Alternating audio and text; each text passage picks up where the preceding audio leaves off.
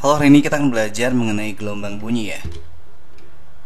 Karakteristik gelombang bunyi. Jadi bunyi adalah gelombang longitudinal yang merambat melalui medium. Di sini adalah renggangan dan rapatan daripada molekul udara. Bagian yang ini itu adalah bagian yang bertekanan tinggi dan ini yang bertekanan rendah. Bunyi memerlukan medium perambatan, misalnya udara, air, atau benda padat, dan tidak bisa merambat di ruang hampa. Dan ini misalkan sebuah pemutar musik, kemudian diletakkan di sebuah mirip toples, kemudian di sini diberikan karet dari balon, dipotong kemudian diikat. Ketika musiknya dinyalakan, maka bunyi akan merambat dan menggetarkan. Kalau yang di udara mungkin nggak terlihat, tapi di bagian karet ini dia akan terlihat dan bergetar. Kemudian bunyi dapat didengar oleh manusia jika berfrekuensi 20 sampai 20.000 Hz. Sementara di sini ada banyak hewan lain yang punya pendengaran yang range-nya lebih besar dibanding manusia. Manusia itu bagian yang ini. Yang warna ini ya. Bagian yang warna ini manusia. Sedangkan begitu banyak hewan yang ada melebihi atau mungkin ada bagian yang kita nggak bisa dengar, mereka bisa mendengarnya. Bunyi memiliki frekuensi, panjang gelombang, dan amplitudo yang mempengaruhi frekuensi itu tinggi dan rendahnya nada, sedangkan amplitudo itu keras dan lemahnya suara. Oke, perhatikan dua gambar seperti ini. Dengan ketinggian yang sama atau amplitudo yang sama, kalau gelombangnya lebih rapat dalam waktu yang sama atau periodenya lebih kecil seperti ini frekuensinya lebih tinggi, terdengar lebih tinggi nadanya. Lebih apa ya? Kalau yang ini lebih ngebas, ini lebih tinggi. Sedangkan kalau kita bicara mengenai amplitudo, itu tinggi, inilah amplitudo. Amplitudonya kan beda ya, yang atas itu kecil, yang bawah itu besar. Inilah bunyi yang dinyatakan pelan, ini bunyi yang dinyatakan. Oh ya, buat info dulu ya. Bunyi itu kan sebenarnya rapatan dan renggangan. Tapi seperti di gambar yang sebelumnya tadi, ini bisa juga dikonvert menjadi seperti ini supaya lebih mudah diamati.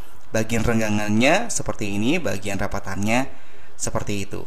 Bukan berarti bunyi itu termasuk transversal ya. Ini hanya untuk memperlihatkan amplitudo bunyi dengan lebih mudah dan juga frekuensi bunyi dengan lebih mudah. Cepat rambat bunyi di berbagai medium. Bunyi merambat lebih cepat di medium yang lebih rapat karena partikel-partikelnya lebih dekat dan mudah mengantarkan getaran. Jadi paling cepat di padat, kemudian di cair, di gas. Datanya gini, kalau di udara sekitar 343 atau biasanya kalau dalam hitungan 340 meter per second, di air sekitar 1480 atau biasanya di soal sih 1500 meter per second, dan di logam misalnya besi itu 5000 meter per second. Nah, ilustrasi yang di samping ini menyatakan bahwa kalau ada sumber bunyi itu bisa didengar oleh di udara, di air, tapi tidak di ruang hampa. Pemantulan bunyi. Bunyi akan dipantulkan jika bertemu dengan permukaan yang keras dan rapat. Hukum pemantulan bunyi itu seperti ini ya. Yang penting di mana sudut datang sama dengan sudut pantulnya, mirip dengan cahaya nanti. Jenis pemantulan bunyi. Bunyi pantul yang memperkuat bunyi asli. Misalnya ketika kita menyanyi di kamar mandi, membuat suara kita dengar lebih nyaring dan jelas ya. Bisa dibilang lebih baguslah kedengarannya menurut kita. Gema adalah bunyi pantul yang terdengar terpisah dari bunyi asli atau bunyi pantul yang terdengar setelah bunyi aslinya beres. Misalnya di gua atau gedung yang jauh gitu ya. Sedangkan kalau ruangannya nggak jauh-jauh amat, misalkan masih dalam satu ruangan yang ya katakanlah kalau misalnya kalian baru masuk ke rumah yang belum banyak perabotannya, kemudian suara kalian nggak jelas, ini namanya gaung. Bunyi pantul yang terdengar hampir bersamaan dengan bunyi asli dan mengganggu pendengaran misalnya di aula yang besar tadi ya.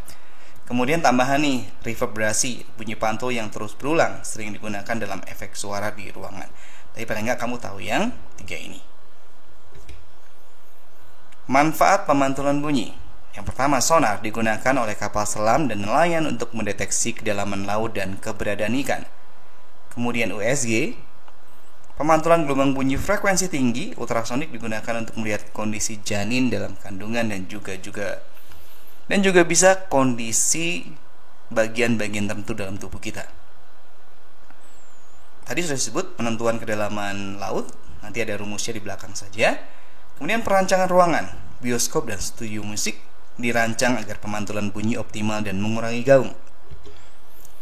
Rumus pemantulan bunyi, nah intinya kayak gini ya, bunyi dipancarkan, kemudian ketika mengenai suatu benda dia akan kembali ke reseptornya, sehingga waktunya itu untuk waktu untuk pergi dan waktu untuk diterima kembali. Sehingga rumusnya mirip dengan rumus jarak. Jarak adalah kecepatan kali waktu, tapi di sini dibagi dua karena menempuhnya dua kali, pergi dan pulang. Kecepatannya ya tergantung. Kalau misalkan di air ya kecepatan bunyi di air, kalau di udara ya kecepatan bunyi di udara. Tergantung juga. Kalau tidak ada dinding pemantul, maka per dua ini bisa dihilangkan. Oke, kita masuk ke latihannya. Gelombang bunyi memerlukan medium untuk merambat. Hal ini berarti bunyi tidak dapat merambat melalui ruang hampa karena di ruang hampa tidak ada medium. Urutan medium dari yang paling cepat hingga yang paling lambat dalam merambatkan bunyi tentu saja adalah padat cair gas. Contoh pemanfaatan pemantulan bunyi dalam kehidupan sehari-hari. Nah, langsung kelihatan yang B ya, menentukan kedalaman laut dengan sonar. Seorang siswa berbicara dalam aula besar, tapi suaranya terdengar berulang-ulang dan sulit dipahami.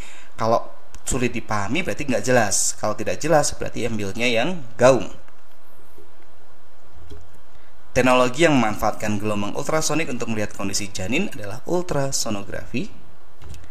Pada konser musik, dinding langit-langit ruangan sering dipasang bahan peredam.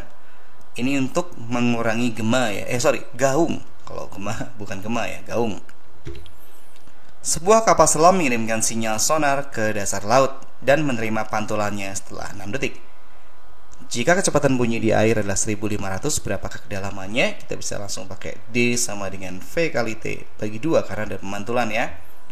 1500 meter per second dikalikan 6 second dibagi 2. Ini saja bagi 2 berarti 1500 dikali 3, 4500 meter.